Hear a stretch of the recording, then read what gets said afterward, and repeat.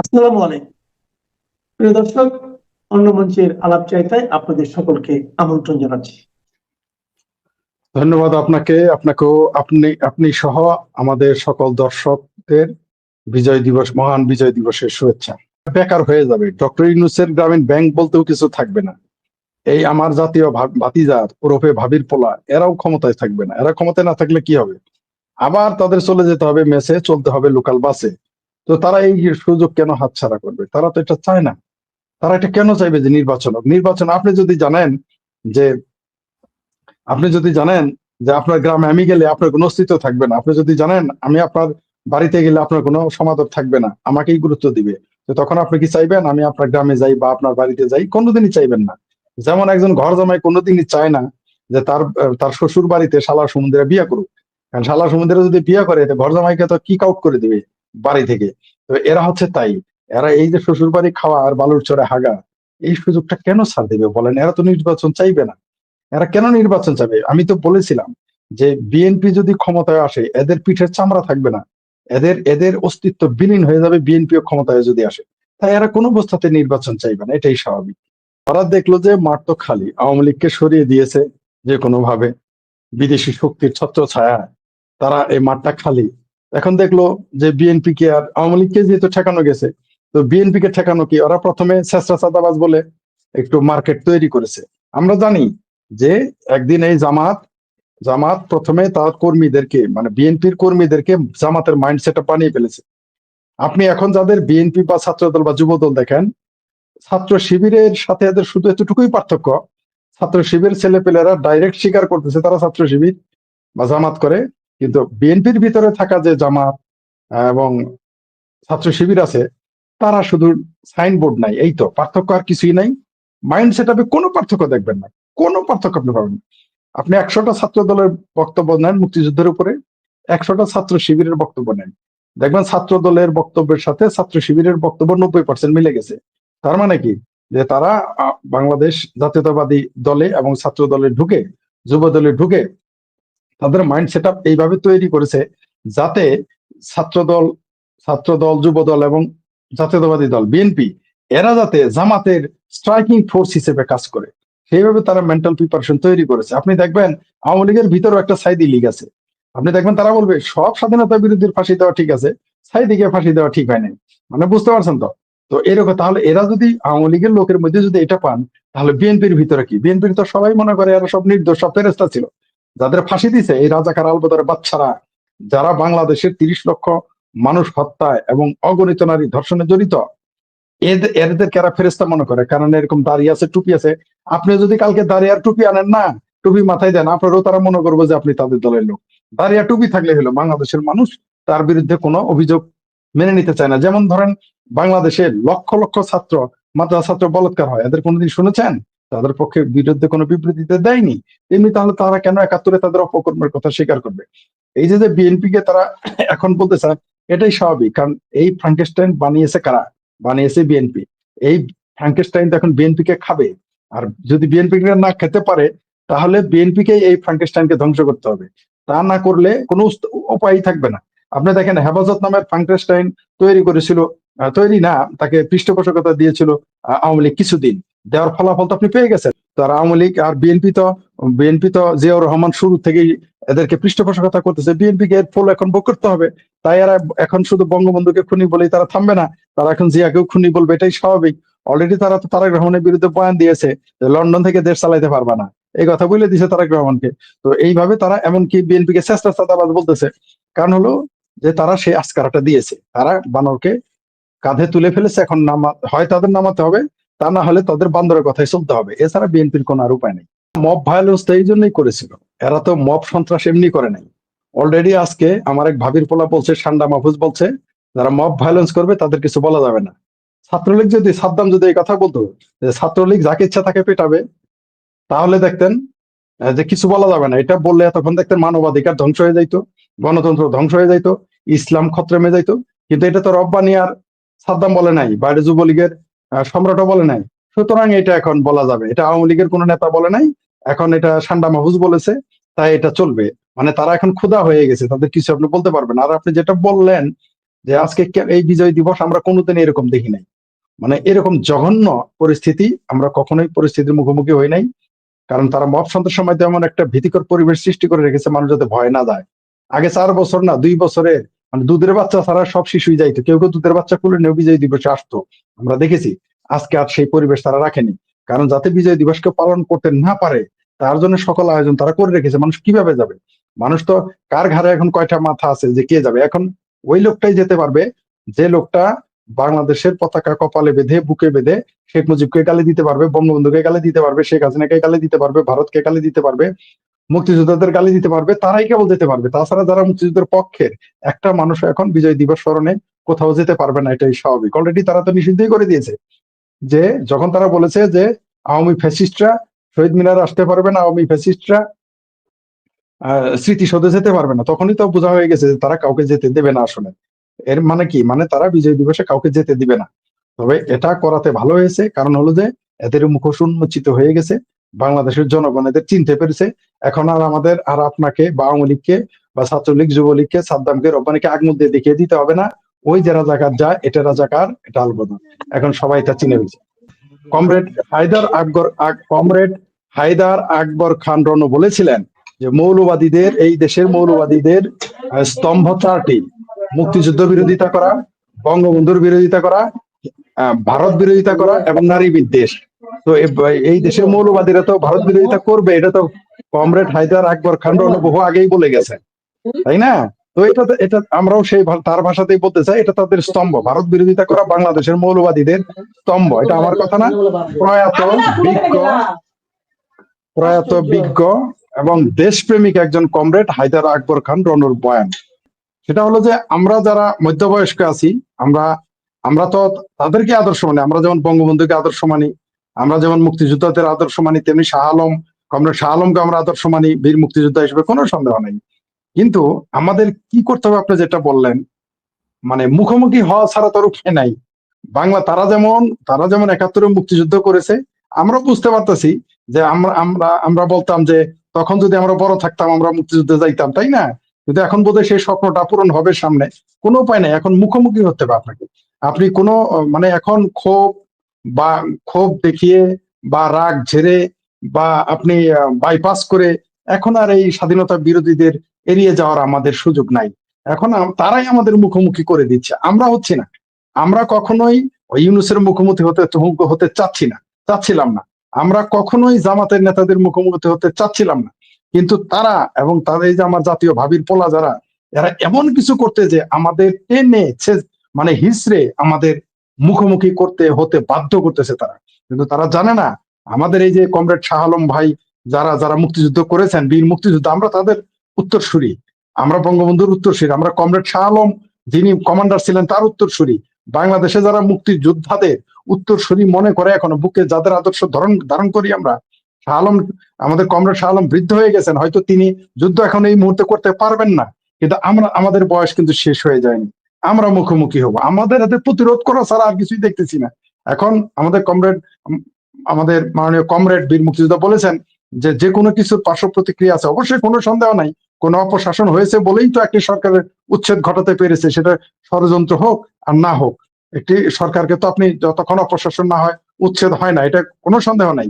কিন্তু দেশ এখন এই মুহূর্তে এমন একটা পরিস্থিতির মুখোমুখি, আমরা দেখেছি একমাত্র বাম জোটের তাও কয়েকজন বাম জোটের থেকে বেরিয়ে কেউ যায় স্বাক্ষর করেছে তথাকথিত জুলাই সনদে। এখানে আমাদের কমিউনিস্ট পার্টি সেখানে স্বাক্ষর করে নাই, আর বিএনপি স্বাক্ষর করে বলেছে তারা ফেসে গেছে, সেটা অন্য বিষয়। তারা ফেসে, এত বড় বুদ্ধিজীবী, তাদের নাকি ব্যারিস্টারে ভর্তি, তারা ফেসে যাবেই তো, কারণ শয়তান যদি না চিনে দেয় তো অন্য কারণ। আর এরা তো নাবালক না যে না বুঝে গিয়ে সাইন করেছে, সুতরাং তারা ফার্স্ট বেট। আমরা আগেও জানতাম, আমরা জানি যে এই কিস্তিখোর ইউনূস, এই স্বাধীনতা বিরোধীদের পৃষ্ঠপোষক ইউনূস, এই জামাতিদের পৃষ্ঠপোষক ইউনূস, এই যে কত বড় বদমাইশ, সেটা আমরা আগে থেকেই জানি, এখনো জানি, ভবিষ্যতেও এই সমস্ত মানুষদের আগে থেকে চেনা যায়। বিএনপি কেন বুঝলো না? বড় একটি দল হিসেবে আওয়ামী লীগকে যেমন অপশাসনের জন্য কাঠগড়ায় দাঁড় করানো যায়, তেমনি দ্বিতীয় বৃহত্তম দল হিসেবে বিএনপিকেও কাঠগড়ায় দাঁড় করানো যায়। তো বিএনপি তো এই ফ্রাঙ্কেস্টাইন পেলে পুষে দুধ খাইয়ে মানুষ করেছে, কোনো সন্দেহ নাই। 15 বছরে আওয়ামী লীগের দায় আছে, এটাও আমি অস্বীকার করতেছি না। বা এটা অস্বীকার করার আমাদের উপায় নাই। খোদ আওয়ামী লীগের লোকেরাও এখন মনে করে যে তাদের এই মৌলবাদী শক্তির উত্থান এবং মুক্তিযুদ্ধ বিরোধীদের ছাড় দেওয়া তাদের ভুল ছিল।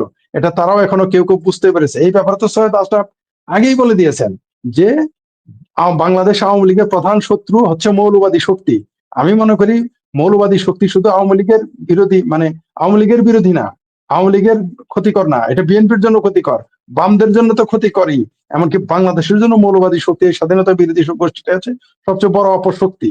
এবং এরা আজকে সুযোগ পেয়ে গেছে, বাম ঘরানার যারা বামপন্থীদের শক্তির দুর্বলতার সুযোগে আওয়ামী লীগও মাঠে নাই, এই সময় তারা একেবারে কাসিমের মতো মাথা বের করে সামনে চলে এসেছে, আমরা দেখতে পাচ্ছি।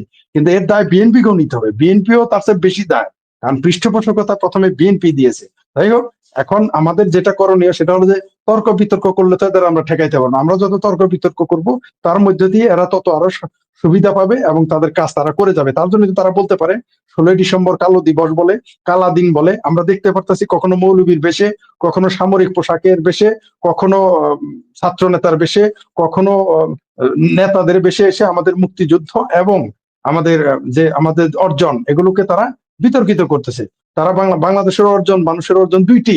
আমাদের পূর্বপুরুষ যারা একজন জীবিত এখানে আমাদের উপস্থিত আছেন, যে 52 মানুষজন তো এখন জীবিত নাই, এখন 71 যিনি ছিলেন মুক্তিযোদ্ধা তিনি আমাদের সামনে এই মুহূর্তে আমাদের লাইভেও আছেন।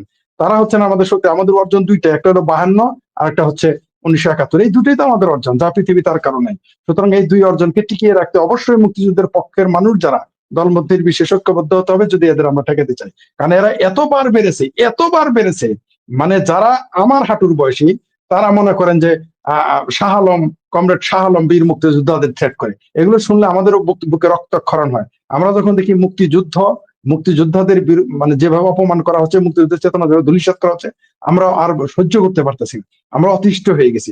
এরা জোর করে আমাদের মুখোমুখি আনতে চায়, আমরাও প্রয়োজনে মুখোমুখি হব। মুখোমুখি হওয়া ছাড়া মনে হয় অদূর ভবিষ্যতে এই যে তিনি যেটা 71 সালে তিনি যেমন মুখোমুখি হয়েছিলেন, সম্ভবত আমাদের আবার মুখোমুখি হতে হবে। তাছাড়া এদের হটানোর কোনো সুযোগ আছে বলে আপাতত দেখা যাচ্ছে না। কারণ তারা নির্বাচন দিবে কিনা আদৌ এ ব্যাপারে আমার যথেষ্ট সন্দেহ আছে।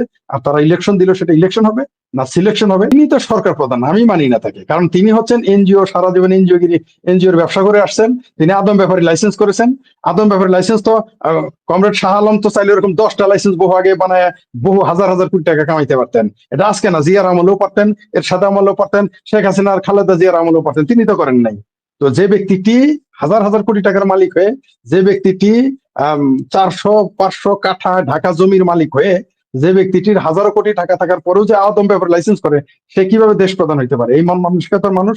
তার কাজ হচ্ছে, তারা তো হাদিকে তো এটা তো একটা কেমন, এটা তো একটা ড্রামা, এটা তো আমরা বুঝতেই পারতেছি। হাদি যেখানে বলির পাঠা, এটা তো স্পষ্ট নির্বাচন পিছনে, নির্বাচন বানচাল করার, অথবা ডক্টর ইউনূস তথাকথিত এনজিও গ্রাম সরকারের আয়তন বাড়ানোর, মানে তাদের ক্ষমতার আয়তন বাড়ানোর জন্য তারা এগুলো করতেছে, এই নাটক।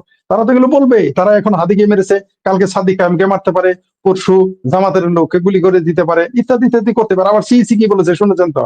সিইসি বলেছে এটা ন্যাচারাল, স্বাভাবিক ঘটনা, দুই একটা খুন তো হইতেই পারে, দেশের আইন স্বাভাবিক। তো এই যে যাদের বদমাইশি গুলো, এরা তো একজন রাজনীতিবিদ না। আপনি আমাকে বলেন যারা এই মুহূর্তে তথাকথিত এনজিও গ্রাম সরকার আছে, একজন কি পলিটিশিয়ান কিনা আমাকে নাম বলেন। আপনি আপনার নাম মনে পড়লে আপনি বলেন। একজনও না। এই দেশে কি তত্ত্বাবধায়ক সরকার বা ইন্টারিম সরকার বানার লোক পাওয়া গিয়েছিল না? কমরেড শাহ আলমরা ছিলেন না, বা বিএনপি নেতারা ছিলেন না? রাজনৈতিক নেতাদের নিয়ে আসেন। আপনি পছন্দ করেন আওয়ামী লীগ খুব খারাপ, আওয়ামী লীগের বাদ দিয়ে দেন। আওয়ামী লীগ ছাড়া আরো তো রাজনৈতিক দল ছিল, তাদের নিয়ে আপনি একটি ইন্টারিম সরকার গঠন করতেন। এই সমস্ত, যেটা আমাদের মাননীয় কমরেড, আমাদের শ্রদ্ধেয় কমরেড যেটা বীর মুক্তিযোদ্ধা বলে গেলেন, যেটা থেকে এই মুহূর্তে সাম্রাজ্যবাদী সরকারের কথাই চলতেছে, একটা এম্বাসিতে বসে এইগুলো নির্দেশ দেওয়া হচ্ছে, তারা তাই করতেছে। এই দেশে একটা হট্টগোল বাদিয়ে, কখনো আওয়ামী লীগের সাথে হট্টগোল, কখনো বিএনপির সাথে হট্টগোল, কখনো নিজেরাই, যেমন হাদির ঘটনা, তারপর ভারতের সাথে একটা সংঘর্ষ পরিস্থিতি সৃষ্টি করে যাতে তাদের ক্ষমতা দীর্ঘায়িত করতে পারে এবং তাদের উদ্দেশ্য সফল হয়, সেই জন্য তারা এগুলো করতেছে। এটা তো আর কিছু না, এটা তো স্পষ্ট। March to Indian high commission বা ভারতীয় দূতাবাস ঘেরাওয়ের একটা কর্মসূচি ঘোষিত হয়েছে। এই ভিডিওটা আপনারা যখন দেখছেন ততক্ষণে হয় এই কর্মসূচিটি পালিত হয়ে গেছে, অথবা কয়েক ঘন্টার মধ্যে এটা পালিত হবে। অবশেষে অরিন্দম কহিলা বিষাদে ভারতীয় দূতাবাস ঘেরাওয়ের এই কর্মসূচিতে আমি খুবই এক্সাইটেড, খুবই আনন্দিত, খুবই তৃপ্ত এবং দুই হাত তুলে এটাকে সমর্থন দিচ্ছি। কেন এটা বলার আগে একটা গল্প আপনাদের সাথে শেয়ার করতে চাই। এক লোক এক কৃষক প্রতিদিন ঘরে ফিরে তার বউকে পিটায়। তো মাইট দেওয়ার পরে তারপরে বউ কিছুক্ষণ কান্নাকাটি করে ভাত দেয়, ততক্ষণে লোকটা যায় গিয়ে গোসল টোসল করে এসে ভাত খায়। এটা ছিল তাদের দীর্ঘদিনের রুটিন। তো একদিন ঘটনাটা ঘটলো, লোকটা বাসায় এসেছে, এসে বাড়িতে ফিরে আর বউকে পিটায় না, সে বিভিন্ন কাজকর্ম করছে, এটা করছে, বউ সামনে দিয়ে খালি ঘুরঘুর করে। তো লোকটা হঠাৎ করে জিজ্ঞেস করলো যে কি ব্যাপার, তুমি দেখা যায় খালি বারবার ঘুরঘুর করছো, কিছু বলবা? বউ তখন মুখ ঝামটা দিয়ে বলল, মারলে মাইরা দাও, গোসল করতে যাব। মানে তুমি যদি মারতে হয় তাহলে মাইর দিয়ে দাও, কারণ এটা তো রুটিন। তারপরে বউটা গোসল করতে যাবে। ভারতের অবস্থাটা হচ্ছে তাই, এবং আমার ধারণা যে তারাও অপেক্ষা করছে যে মারলে মাইরা দে, তারপরে গোসল করতে যাব। কারণ দীর্ঘদিন ধরে, বিশেষ করে গত ১.৫ বছর ধরে প্রতিদিন যেভাবে সেভেন সিস্টারকে খেয়ে ফেলবে এবং ধ্বংস করে ফেলবে বলে অপেক্ষা করে, মানে বারবার আমরা সরকারি দলগুলো থেকে, সরকারি দলের নেতারা হুমকি দিয়ে যাচ্ছেন। আমার ধারণা সেই সেভেন সিস্টার্সের লোকজন যারা ভারত থেকে বিচ্ছিন্ন হতে চাচ্ছেন, তারা অধীর আগ্রহে বলছেন, ভাই কবে তোমরা আমাদেরকে মুক্ত করে দিবে। এই যখন পরিস্থিতি, তখন জুলাই ঐক্য নামে, জুলাইয়ের একটা দোকান না, জুলাইয়ের যে বিভিন্ন সংগঠন আছে তারই একটা সংগঠন, যেটা ছাত্র শিবিরের এবি জুবায়ের এবং ছাত্র শিবিরের নেতাকর্মীরা চালান। মানে বাংলাদেশের সব সংগঠনই তো গুপ্ত বাহিনীর সুপ্ত অবস্থায় চালান, বাট এইটা একটু প্রকাশ্যে চালান। সেই সংগঠন থেকে ডাক দেওয়া হয়েছে যে ভারতীয় দূতাবাসকে ঘেরাও করা হবে। ঘেরাও করার পিছনে যে যুক্তিটা তারা দিয়েছেন, যে দাবিটা তারা করেছেন, এটা খুবই যৌক্তিক একটা দাবি, যে সেখানের মধ্যে যে মুশকিলটা তৈরি হচ্ছে, আমাদের দেশে অপরাধ করার পরে অপরাধীরা পালিয়ে ভারতে চলে যাচ্ছে। এর বাইরে প্রচুর সংখ্যক রাজনৈতিক নেতাকর্মী, যাদের অধিকাংশই এই দেশের মধ্যে মামলা ফেস করছেন তথা অপরাধী, আওয়ামী লীগের নেতাকর্মী, শেখ হাসিনা সহ বা সাবেক স্বরাষ্ট্রমন্ত্রী সহ অনেক মন্ত্রী, এমপি এবং ছোটখাটো ইভেন তৃণমূলের নেতারা কলকাতা এবং দিল্লিতে আশ্রয় নিয়েছেন বলে জানা যায়। এদেরকে ফেরত দিতে হবে, এবং বিশেষ করে হাদিকে মেরে যে ২ জন পালিয়ে গিয়েছেন বলে ধারণা করা হচ্ছে, যে তারা ভারতে চলে গিয়েছেন। আমি জানি না এটা কতটুকু সত্য বা মিথ্যা, সেটার ফেরত দেওয়ার এবং এটা ক্ষোভ প্রকাশ করার জন্য তারা এই দূতাবাসমুখী মিছিল করছেন। এবং আমি পত্রিকা সূত্রে যেটা দেখতে পেলাম, সেখানের মধ্যে আমাদের কিছু সাবেক সেনা কর্মকর্তারা থাকবেন। আপনারা জানেন যে এই সেনা কর্মকর্তাদের মধ্যে কিছু কিছু আছেন সাবেক সেনা কর্মকর্তারা, বয়সের ভারে বা হয়তো ট্রেনিং দিতে দিতে মগজের কিছু ক্ষতি হয়ে গিয়েছিল আগে, যার কারণে তারা খুব উল্টাপাল্টা কথা বলেন। তারা গত বছর এই সময় বলেছিলেন যে ৪ দিনে ক্যালকাটা দখল করে ফেলবেন, আরো কি কি যেন উদ্ভট কথা বলেন। তো আমি আশা করছি সেই সেই সেনাপ্রধান, সেনা কর্মকর্তারা এই মিছিলে যুক্ত হবেন, এবং অবভিয়াসলি যেহেতু শিবির সংগঠন হিসেবে ডাক দিয়েছে, শিবিরের লোকজন যুক্ত হবেন। এবং এন্টি ভারতীয় যে সেন্টিমেন্টটা বাংলাদেশে আছে, সুতরাং শিবিরের যে শিশু সংগঠনগুলো আছে তারা বিভিন্ন ব্যানার এবং নামে এটার মধ্যে যুক্ত হবেন। আমি শুরুতেই বলেছি, আমি এই কর্মসূচি সর্বাত্মক সমর্থন করি। আমি নিজে একজন খুব ভারত বিরোধী লোক, কিন্তু আমার প্রশ্নটা হচ্ছে, এটা কি আসলেই শুধুমাত্র এই সৎ উদ্দেশ্যে করা হচ্ছে, নাকি এর পিছনে রাজনীতিকে আড়াল করার একটা চেষ্টা আছে? আপনারা জানেন, এই সরকার যখন ব্যর্থ হয়, মানে তারা সবসময় ব্যর্থ, যখন ব্যর্থতা বেশি চোখে পড়ে যায়, তারা কিছু পাবলিক স্টান্টবাজি করে। প্রথমে তারা কি করবে, তারা কোনো একটা নায়িকারে গ্রেফতার করে ফেলবে, ধরেন পরিমণিরে গ্রেফতার করে ফেলবে বা এরম কাউরে গ্রেফতার করে ফেলবে, এবং সেটা যদি না পারে তারপরে তারা কিছু একটা ড্রোন শো দিবে। ড্রোন শো দিয়ে যদি এটা না হয়, তাহলে একটা হেলিকপ্টার শো দিবে, বিমান শো দিবে, বিমান থেকে ফালাবে, বাতি জ্বালাবে, এইসব তামসা তারা করে পুরা জিনিসটাকে তারা একটা পাবলিক স্টান্টবাজিতে নিয়ে যায়। এই পাবলিক স্ট্যান্ডবাজির অংশ হিসাবে ভারতীয় দূতাবাস দখলের চেষ্টা হচ্ছে কিনা, সরি দখল তো না, ঘেরাও কর্মসূচি দেওয়া হয়েছে কিনা, এটা আমাদেরকে বুঝতে হবে।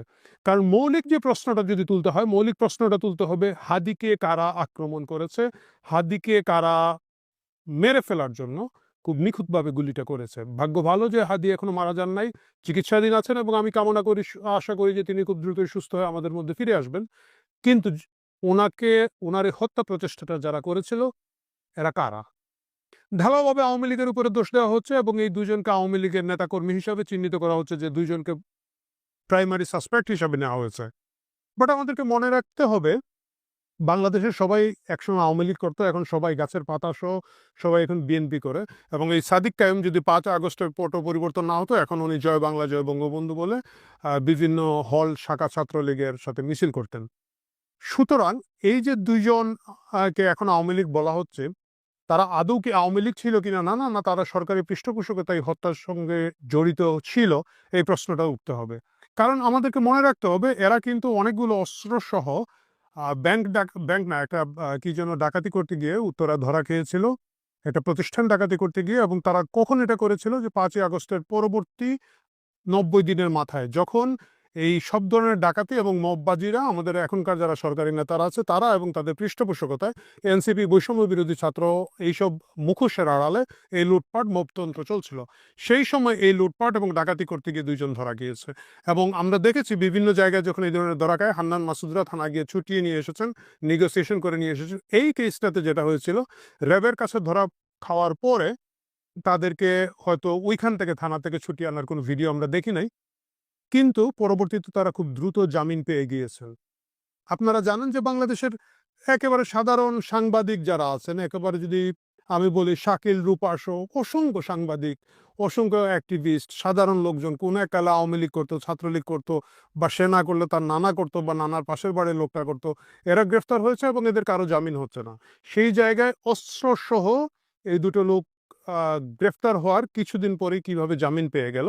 কারণ ডক্টর ইউনূসের এই জঙ্গি মুক্তিকরণ কর্মসূচি যেটা 5ই আগস্ট থেকে পরিচালিত হচ্ছে, আমরা জানি যে বাংলাদেশের যত চিহ্নিত জঙ্গি ছিল, যত চিহ্নিত সন্ত্রাসী ছিল, কিলার ছিল, তাদের সবগুলোকে ধাপে ধাপে এরা ছেড়ে দিয়েছে, ছেড়ে দিয়ে তাদের একটা মাসল পাওয়ার গেইন করেছে। সেই মাসল পাওয়ারের অংশ হিসাবে এই দুজনকে ছেড়ে দেওয়া হয়েছিল কিনা না, এটা একটা যৌক্তিক প্রশ্ন রয়ে গেল আমাদের মনের মধ্যে। এবং সেই নেগোসিয়েশনের কোনো অংশ ছিল কিনা না এই কিলিং মিশন, এই প্রশ্নটা আছে। কেন আছে? এই লোকগুলো ঢাকা শহরে একটা কাণ্ড ঘটিয়ে কিভাবে ভারতে চলে গেল, যদি এই দাবি সত্য হয়ে থাকে, এই প্রশ্নটা উঠতে হবে। সরকারি কোনো গোয়েন্দা সংস্থা, সরকারি কোনো সংস্থার সংশ্লিষ্টতা ছাড়া নির্বিঘ্নে ঢাকা শহর, ঢাকা হচ্ছে বাংলাদেশের একবারে সেন্ট্রাল, এখান থেকে একেবারে চলে গেল। কিভাবে চলে গেল? পুরো রাস্তা তাদেরকে কেউ ধরতে পারলো না। এবং আমাদের সীমান্ত রক্ষীরা কি করছে, আমাদের সীমান্ত ম্যানেজমেন্ট কি হচ্ছে, এই প্রশ্নটা আমাদেরকে তুলতে হবে। তারা ভারতে যাওয়ার পরে ভারতে আশ্রয় নিয়েছে, ভারত তাদেরকে গ্রেফতার করবে, ফেরত দিবে, মেরে ফেলবে, অন্য দেশে পাঠিয়ে দিবে, নাকি পালক পুত্রের মতো পেলে পুষে রাখবে, এটা ভারতের সমস্যা। কিন্তু এরা যখন বর্ডারটা ক্রস করে, ভারতের বর্ডারে ঢোকার আগে তো বাংলাদেশের বর্ডারে এরা ছিল, তখন কেন বাংলাদেশের বর্ডারের কোনো লোক এটাকে নিয়ন্ত্রণ করতে পারলো না, তাদেরকে গ্রেফতার করা গেল না? বিশেষ করে এত বড় একটা ঘটনার পরে স্বাভাবিক আমরা জানি যে বর্ডারগুলোতে অনেক বেশি রেড অ্যালার্ট থাকে। এই প্রশ্নটা করতেই হবে। সেক্ষেত্রে আমাদের এই সন্দেহটা কি খুব অমূলক যে বাংলাদেশের সরকারের কোনো না কোনো অংশের, আমি বলবো না পুরো অংশের, কোনো ধরনের পৃষ্ঠপোষকতা ছিল কিনা না এই হাদি হত্যা চেষ্টার প্রয়াসের মধ্যে? এই প্রশ্নগুলো কিন্তু যৌক্তিকভাবে আগামীতে আসবে, এবং কোনো একদিন দিন ফিরলে আমরা জানি তদন্তে বেরিয়ে আসবে যে হয়তো কোনো গোয়েন্দা সংস্থা বা বিশেষ কোনো সংস্থা বা সরকারের বিশেষ কোনো উপদেষ্টার ইঙ্গিতে এই কাণ্ডগুলো হলেও হতে পারে। এই প্রশ্নগুলো তদন্ত সাপেক্ষ এবং আগামীতে দেখা যাবে। ফিরে আসছি ভারতীয় দূতাবাসকে ঘেরাওয়ের কর্মসূচিতে। ভারতের বিরুদ্ধে বাংলাদেশ একটা সেন্টিমেন্ট আছে, খুবই যৌক্তিক সেন্টিমেন্ট আছে, এবং সেই সেন্টিমেন্টের কারণ যে সীমান্ত হত্যা আছে এবং বিভিন্ন কাহিনী আছে। কিন্তু এটাকে যেভাবে ফুলিয়ে ফাঁপিয়ে এই সরকার ব্যবহার করছে, এখানে তাদের রাজনৈতিক অসাধুতার একটা প্রশ্ন এসে যায়। আমার কথা হলো, ভাই একেবারে সেভেন সিস্টারকে শান্তিতে থাকতে দিব না, ডক্টর ইউনূস থেকে শুরু করে হাসনাত আব্দুল্লাহ, সরকারের প্রতিটি স্তরের লোকজন এটা বলেছেন। ভাই করে ফেলেন, অন্তত এই কাজটা করে রেখে আপনারা যান, তাহলে তো বুঝবো যে একটা ভালো কাজ করছেন, সেভেন সিস্টার মুক্ত করেছেন। প্র্যাকটিক্যালি কি করছেন, কি কর্মসূচি আপনাদের, কিভাবে করবেন, একটু ভেঙে বলেন, আমরাও চেষ্টা করি এটার মধ্যে শরিক হতে। আর যদি সেটা না পারেন, এই বাক্যবাজি করে মানুষের ইমোশনাল সুরসুরি দিয়ে যে ফোকাস সরিয়ে নেওয়ার চেষ্টা, এই রাজনৈতিক অসাধুতাটা বাদ দেন। আমাদের মনে আছে এই আসিফ নজরুল, ডক্টর ইউনূসের ডানহাত, যেটা ডক্টর ইউনূস দেরিতে আসলে যে নিজেই চেয়ারে বসে পড়ছিল প্রধান উপদেষ্টা হিসেবে, সে আসিফ নজরুল বলেছিল যে 26 লক্ষ ভারতীয় বাংলাদেশে কাজ করে থাকে। তো এখান থেকে তুই 26 জন বের করে দাও আঙ্কেল। এই 26 জনকে আজ পর্যন্ত তুমি বহিষ্কার করতে পেরেছো, একটা তালিকা দাও। 26 লক্ষ লাগবে না, 26,000 লাগবে না, 2600 লাগবে না, 26 জন। তারা পারে নাই, কিন্তু কারণ বাস্তবে এই জিনিসটার অস্তিত্ব ছিল না। কিন্তু এই যে ইমোশনের খেলা খেলার জন্য, আবেগের খেলা খেলার জন্য তারা বিভিন্ন সময়ে এই ধরনের হাইপ তুলে জনগণকে বিভ্রান্ত করেছে, মূল ইস্যু থেকে চোখ সরিয়ে নেওয়ার একটা চেষ্টা চলেছে। ভারতের সাথে বাংলাদেশের অনেকগুলো চুক্তি আছে। প্রথমে আসার পরে, এই ইন্টারিম গভর্নমেন্ট আসার পরে আমরা শুনলাম তারা বারবার বলল যে সবগুলা আওয়ামী লীগ ছত্রনাশ করে ফেলেছে, সবগুলা বাজে চুক্তি, সবগুলা খুব খারাপ চুক্তি, দেশের স্বার্থ ছিল না, ইন্ডিয়ার কাছে দেশ বিক্রি করে দিয়েছে। আমি একমত। কোন কোন চুক্তি আপনারা বাতিল করেছেন? গত কবে থেকে আপনারা আছেন? 1.5-2 বছর তো হয়ে গেছে, 1.5 বছরের মতো হয়ে যাচ্ছে। আপনারা কোন কোন চুক্তি বাতিল করেছেন, এটা সরকার আমাদেরকে হিসাব দেন। এবং যদি চুক্তি বাতিল করে না থাকেন, কেন করেন নাই? যদি এগুলাতে বাংলাদেশের স্বার্থ অক্ষুণ্ণ থাকে, তাহলে আপনারা মাপ চান, আপনারা বলেন আমরা ভুল করেছি, আমরা জনগণের কাছে ক্ষমা চাই, কারণ আমরা আওয়ামী লীগের পিছনে সুরসুরি দেওয়ার জন্য এই মিথ্যা তথ্যগুলো আপনাদেরকে দিয়েছি। প্রিয় দর্শক, আসুন আমি আপনি সকলে মিলে, ভারত আমাদের 3 দিকের প্রতিবেশী, তারা আমাদেরকে বিভিন্নভাবে নির্যাতন করে, বিভিন্নভাবে টর্চার করে, সীমান্তে কিলিং করে, ব্যবসা বাণিজ্যে খুবই আনস্টেবল সিচুয়েশন, তারা আমাদের পণ্য নিতে চায় না, তাদের পণ্য আমাদের কাছে পুশিং করতে চায়, তারা সীমান্তে তাদের নাগরিক পর্যন্ত আমাদের কাছে পুশিং করে, সীমান্তে তারা গুলি করে, বিভিন্ন ধরনের নির্যাতন তারা মানে আমাদের সাথে আন্তর্জাতিক পর্যায়ে করে থাকে। আমি পানি বন্টনের কথা তো আর নাই বললাম, বছরের পর বছর ধরে, যুগের পর যুগ ধরে আমাদেরকে তারা ন্যায্য হিস্যের পানি দিচ্ছে না। এই সব কিছু মিলিয়ে ভারতের বিরুদ্ধে যে ইমোশনটা আছে, এইটাতে যদি সরকার খেলতে চায়, সরকারকে জবাব দিতে হবে ক্যাটাগরিক্যালি যে তারা এর বিরুদ্ধে কি কি ব্যবস্থা নিচ্ছেন। আর এই ব্যবস্থা যদি না নিয়ে থাকেন, তাহলে আমরা ধরেই নিব জনগণের চোখ, জনগণের দৃষ্টি মূল সমস্যাগুলো থেকে সরিয়ে দেওয়ার জন্য ভারতীয় বিরোধিতার একটা নতুন নাটক ডক্টর ইউনূস এবং তার সাওয়াল পাওয়াল শুরু করে দিয়েছে। তারই ধারাবাহিকতায় ভারতীয় দূতাবাস ঘেরাও, হয়তো মানে একটু আক্রমণ টাক্রমণ, নাটক টাটক সবই চলবে, কিন্তু সবকিছুর পরে আমাদেরকে মনে রাখতে হবে, এই সরকার যদি সত্যিকার অর্থেই দেখাতে চায় যে ভারত আমাদের জন্য একটা বিরাট শত্রু, সেটা তাদেরকে প্রমাণ করতে হবে কাজে। 26 লক্ষের হিসাব দিয়ে 26 লক্ষকে বহিষ্কার করে প্রমাণ করতে হবে, বাংলাদেশের সাথে ভারতের সকল চুক্তি বাতিল করে তাদেরকে প্রমাণ করতে হবে। আর ওই হ্যাডম যদি তাদের না থাকে, ওই জোর যদি তাদের না থাকে, বুঝতে হবে তারা আবার আরেকটা বাটপারি নিয়ে আমাদের সামনে এসেছে। এবং আমাকে আপনাকে তখন মুচকি হেসে বলতে হবে, নাটক কম করো আসিফ নজরুল, নাটক কম করো প্রিয়।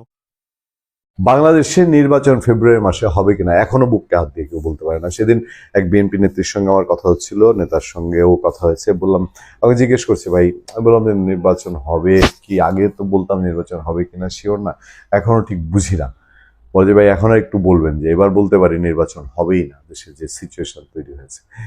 নির্বাচন হওয়ার জন্যে এই সরকার যা যা মেকানিজম করা দরকার ছিল, যা যা ঠিক করা দরকার ছিল দেশের, তারা সেটা 15 মাসে করে নাই। নির্বাচন যখন একটা সুন্দর বিশ্বব্যাপী গ্রহণযোগ্য এবং অংশগ্রহণমূলক, দেশের সব মানুষকে নিয়ে উৎসব মুখর একটা নির্বাচন করতে হলে তাতে এনাফ সময় ছিল, সে 12-14 মাস কোনো ট্রাই করেনি। শেষ মুহূর্তে এসে যখন দেখছে যে নির্বাচন না দিলেই না, একটা নির্বাচন দিতে হবে, তখন তড়িঘড়ি এমন পথে হাঁটছে। দেশের আইন শৃঙ্খলা পরিস্থিতি যখন বাংলাদেশের স্মরণকালের ইতিহাসের সর্বনিম্ন খারাপ পর্যায়ে আছে, একেবারে অলি থেকে গলি, ছোট থেকে বড়, জাতীয় পর্যায় থেকে স্থানীয় পর্যায়ে এত ভঙ্গুর, এত নাজুক আইন শৃঙ্খলা পরিস্থিতি এর আগে কখনো দেখা গেছে কিনা।